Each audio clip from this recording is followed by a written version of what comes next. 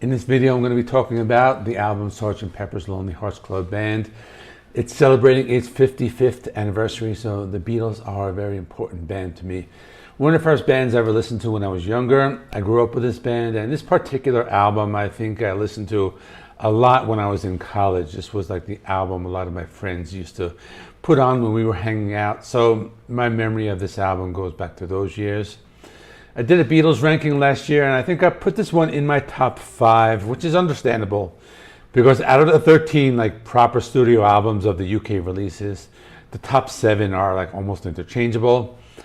I think the other Beatles albums were more like straightforward rock, but this one was very different. It has like a lot of different styles, lots of instruments, lots of horns, wind instruments, the orchestras. There's a lot going on.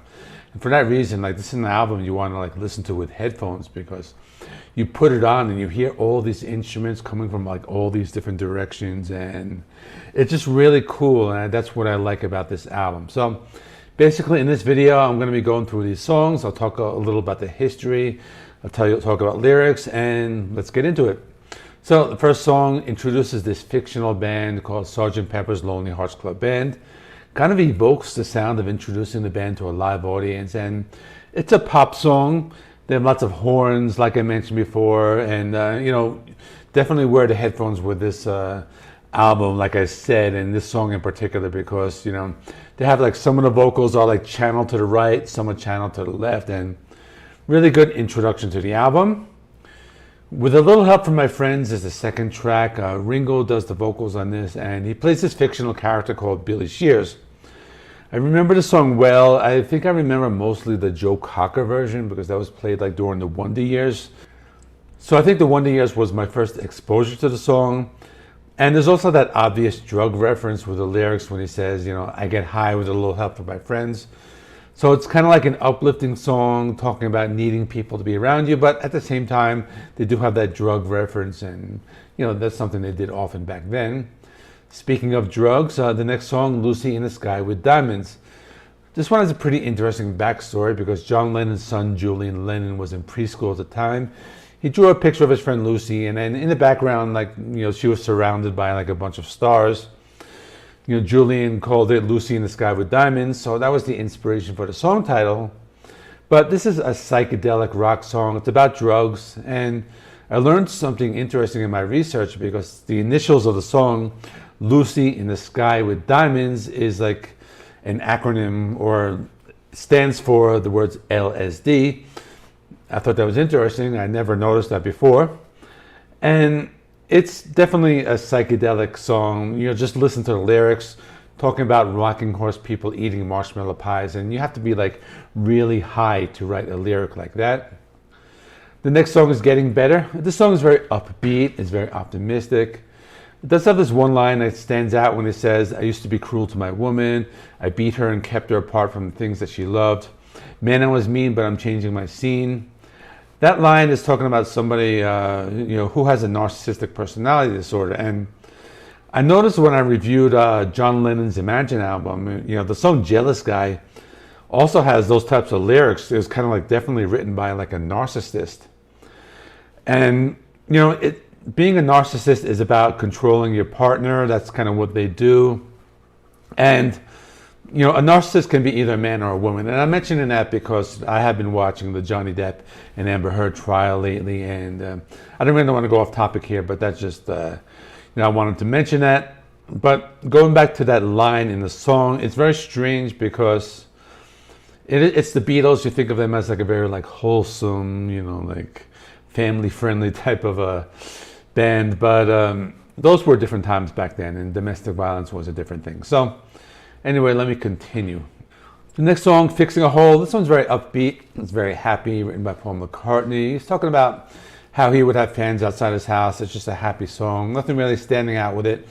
It's fun. I don't have much else to say about it, but it's a good song. Next, She's Leaving Home. This is like a really sad song.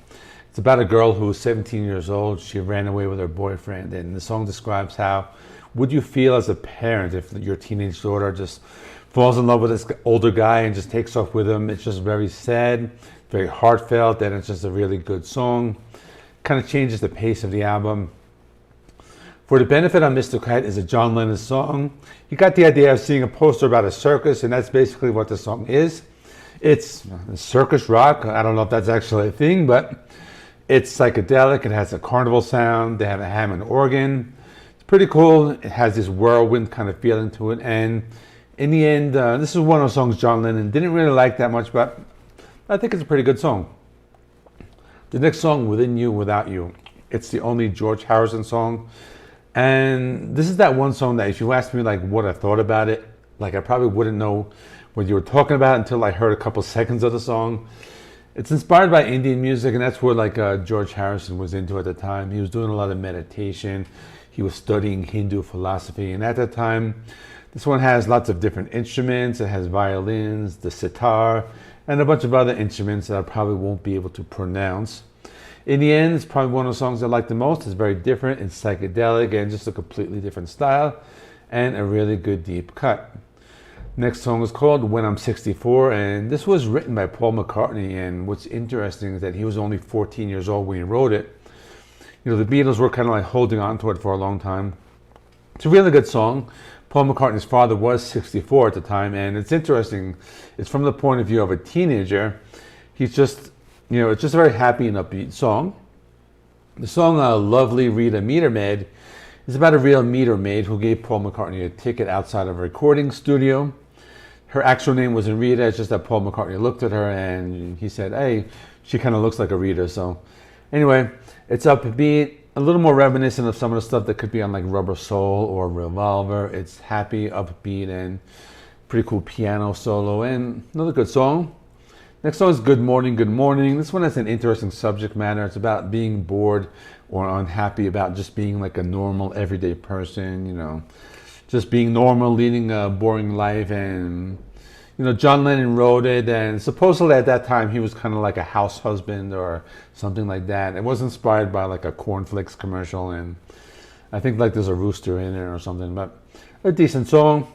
Next, Sgt. Pepper's Lonely Hearts Club Band Reprise, and it's interesting. You think it's the last song on the album, but it's not. It goes right into a day in the life. But again, nothing much else to say about this one. It's a reprise of a song.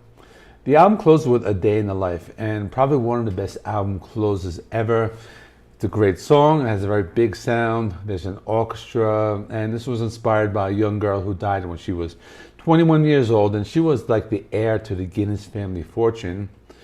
It's an interesting song because the first verse is by John Lennon. He talks about like the sad news and, you know, things he's read about in the newspaper.